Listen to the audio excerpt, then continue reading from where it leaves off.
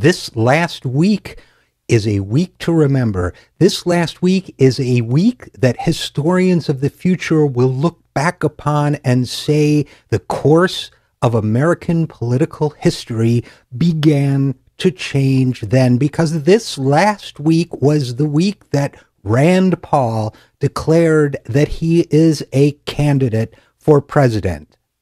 I am, of course, totally kidding, because Rand Paul will never be president. Rand Paul has decided to, how should we put it, take his fringe ideas and make them more palatable to the Republican Party by adopting the Republican Party's fringe ideas. So I don't think the American people will warm up to Rand Paul, the thinker, and I certainly don't think they will warm up to Rand Paul, the individual. Now, here's an interesting fact. Rand Paul describes himself, Dr. Rand Paul describes himself as a board-certified ophthalmologist. But when you ask him, does that mean you're certified by the American Board of Ophthalmology, as 16,000 other ophthalmologists are? No. Rand Paul is certified by something called the National Board of Ophthalmology. Now, the National Board of Ophthalmology is an institution that was created in 1999 by a physician whose name was, let me look it up here, Rand Paul.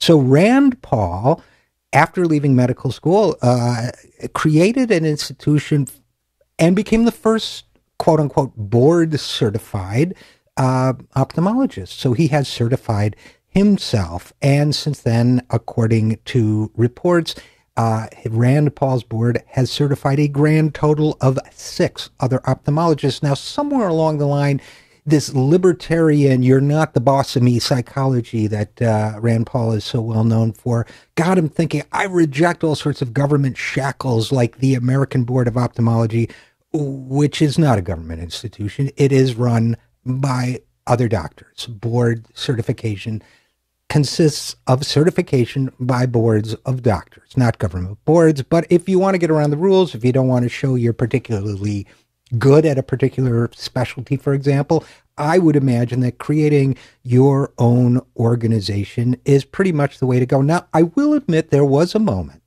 when I thought that one aspect of Rand Paul's political philosophy was appealing. That moment was when he was willing to filibuster against drones. He was the only major politician, now that his dad is off the scene, Ron Paul, the only major politician willing to talk about the invasive practices of the National Security Agency and the risks that they pose.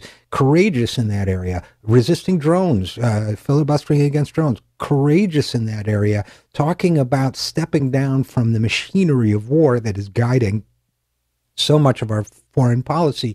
Courageous. Of course, what he's done is taken his Looney Tunes economic ideas and married them to the Republican Party's Looney Tunes national security ideas. So in Rand Paul, we now have the worst of both worlds, ideologically speaking, plus a track record of a guy who backs off on his own principled positions. Now, what's he like as a human being? Is he a good guy?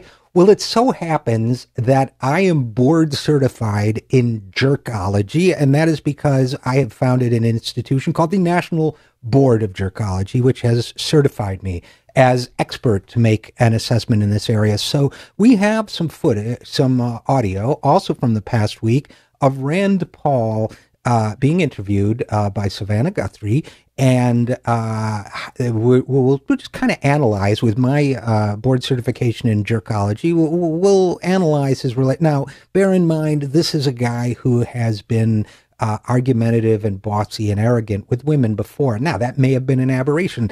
Let's see. Let's go to the tape and see how he did with Savannah Guthrie.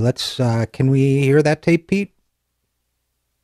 I have had views in the past on foreign policy that are somewhat unorthodox, but you seem to have changed over the years. You once said Iran was not a threat. Now you say it is. You once proposed ending foreign aid to Israel. You now support it, at least for the time being. And wanted to cut defense spending, and now you want to increase it 16%. So I just wonder if you've mellowed out. Why don't you let me explain instead of talking over me, okay? Before we go through a litany of things you say I've changed on, why don't you ask me a question? Have I changed my opinion on? That would be sort of a better way to approach an interview. Okay. No. Is Iran still not a threat? You've editorialized. No. Listen.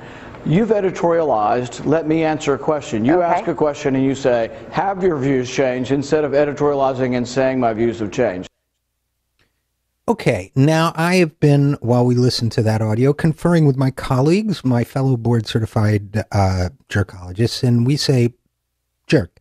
Now, the reason why we say this is a couple things. One, this guy has a history of what could be described as mansplaining to female journalists. Now, what she was asking him there was entirely reasonable, and any male journalist that had asked those questions would have gotten appropriately respectful answers. She was not editorializing. She was giving examples of cases in which situations in which he had changed his opinion. Now, the one area where I will say she did editorialize, and it's unfortunate, but this is typical of the media, is that she said he once had very unorthodox, out of the mainstream ideas about foreign policy. Actually, his ideas about foreign policy were pretty good, and they're in the mainstream of American public opinion, just not in the mainstream of elite public opinion. But that's an offense that all journalists in the mainstream media seem to make, and it doesn't warrant a disrespectful response. Then, now this is what really, I think, certified our diagnosis here.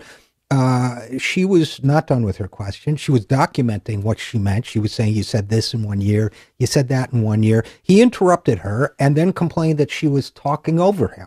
Now, that is, only a jerk does that, okay? I'm going to say that this guy has a thin skin.